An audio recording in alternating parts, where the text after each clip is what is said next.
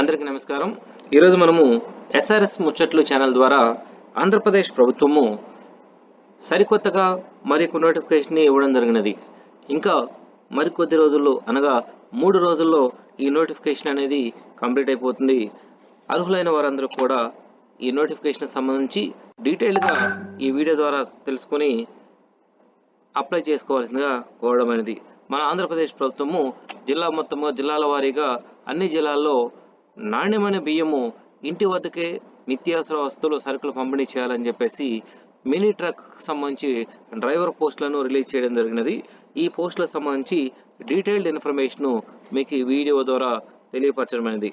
దయచేసి అందరూ కూడా ఈ వీడియోని కంప్లీట్గా చూసి మీరు అర్హులైన వారందరూ కూడా అప్లై చేసుకోవాల్సిందిగా కోరడమైనది.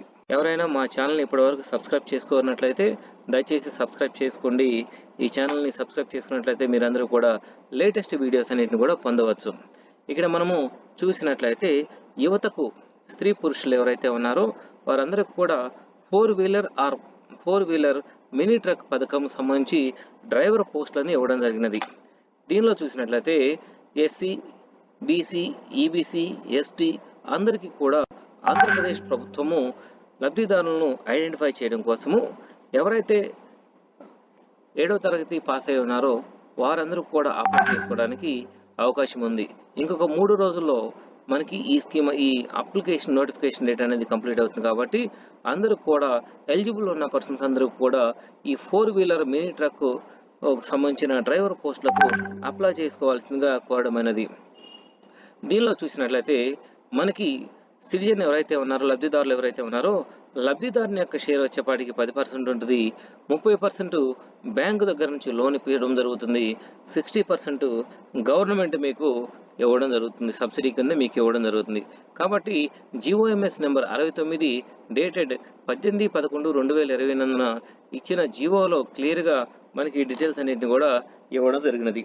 లబ్ధిదారుల ఎంపికకు అర్హత ప్రమాణాలు చూసినట్లయితే దరఖాస్తుదారుని యొక్క కుటుంబ ఆదాయము నెలకు 10,000 మించకూడదు. కుటుంబంలో ప్రభుత్వ ఉద్యోగి లేదా పెన్షనర్ ఉండకూడదు. కుటుంబంలో 4 చక్రాల వాహనం కలిగి ఉండకూడదు. కుటుంబ సభ్యులు ఎవరు ఆదాయ పన్ను చెల్లింపుదారులై ఉండకూడదు. అభ్యర్థి స్థానికుడై ఉండవలను. అభ్యర్థి వయసు 21 నుంచి 45 సంవత్సరాల వయసు కలిగి ఉండవలను. కనీస విద్యార్హత 7వ తరగతి పాస్ అయి ఉండవలను. వీరికి డ్రైవింగ్ లైసెన్స్ కూడా లో మోటార్ వెహికల్ డ్రైవింగ్ లైసెన్స్ కలిగి ఉండను. తర్వాత గతంలో వీరు వాహనాన్ని రుణం తీసుకొని ఉండకూడదు. బ్యాంకుకు సంబంధించి డిఫాల్టర్ అయి ఉండకూడదు. స్థానికతకు సంబంధించిన ధృవపత్రాలు లేదా తహసీల్దార్ గారి దగ్గర తీసుకున్న రైస్ కార్డు కానీ లేదా ఆధార్ కార్డు కానీ లేదా ఏది సర్టిఫికెట్ తహసీల్దార్ గారి దగ్గర తీసుకున్న అప్లికేషన్ డాక్యుమెంట్కి ఎన్క్లోజ్ చేయవాలని. తర్వాత చూసినట్లయితే క్యాస్ట్ సర్టిఫికేట్ సంబంధించి కలిగి ఉండాలి. దీనిలో ఈ పథక ప్రణాళిక చూసినట్లయితే లబ్ధిదారుని వాటా 10% ఉంది. అంటే మొత్తము 58,119 రూపాయలు సిటిజన్ లబ్ధిదారును ఇమీడియట్గా కట్టాలి. బ్యాంకు రుణంకి సంబంధించి 30% బ్యాంకు దగ్గర నుంచి లోన్ ఇప్పిస్తారు. ఇది మొత్తం 6 సంవత్సరాల్లో మనం కట్టేయాలి. దీనికి 1,74,357 రూపాయలు మనకి బ్యాంకు రుణం వస్తుంది. ప్రభుత్వ సబ్సిడీ చూసినట్లయితే 60% ప్రభుత్వం సబ్సిడీ ఇస్తుంది. ఎంపిక ప్రక్రియ చూసినట్లయితే మండల పరిషత్ ఎంపీడీఓ గారు లేదా రూరల్ లెవెల్ అంటే ఎంపీడీఓ గారు, అర్బన్ అంటే మున్సిపల్ కమిషనర్ గారు వాళ్ళు ఇక్కడ మనకి ఈ స్కీమ్ సంబంధించి మొత్తం కూడా ఎంపిక ప్రక్రియ అనేది చేయడం జరుగుతుంది. ఈ ప్యానల్లో చూసినట్లయితే ఎంపీడీఓ గారు, తర్వాత SC corporation or BC corporation or minority corporation లేదా బ్యాంకుకి సంబంధించిన ఒక ప్రతినిధి, తర్వాత ట్రాన్స్పోర్ట్ డిపార్ట్మెంట్కి సంబంధించిన ప్రతినిధి కూడా ఈ కమిటీలో ఉంటారు.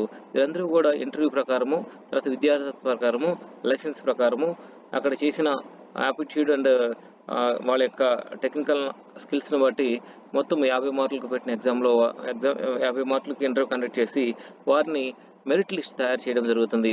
మెరిట్ లిస్ట్ తయారు చేసిన తర్వాత ఆ లిస్ట్ను జిల్లా కలెక్టర్ గారి దగ్గర నుంచి అప్రూవల్ చేయించి స్టేట్ లెవెల్కి పంపించి ఎండి కన్సర్న్ డిపార్ట్మెంట్స్ వాళ్ళ దగ్గర నుంచి అప్రూవల్ తీసుకుని ఈ మెరిట్ లిస్ట్ అంతా కూడా ప్రింట్ చేయడం జరుగుతుంది, పంపించడం జరుగుతుంది. ఈ పథకం ద్వారా ప్రభుత్వము అదనపు లబ్ధి కూడా చేకూర్చడం జరుగుతుంది.